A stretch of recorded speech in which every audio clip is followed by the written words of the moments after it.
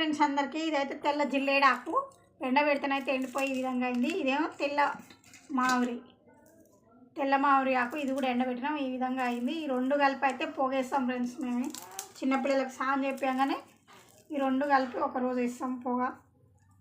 బొగ్గులు అయితే చల్లగానే చూపిద్దామని పెడుతున్నా.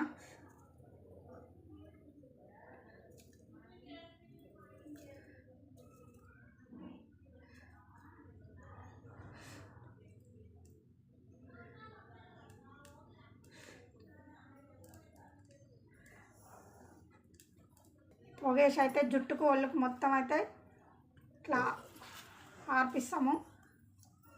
సర్ది కూడా తగ్గుతుంది. ఇవి ఆకేస్తే బాగుంటుంది ఫ్రెండ్స్.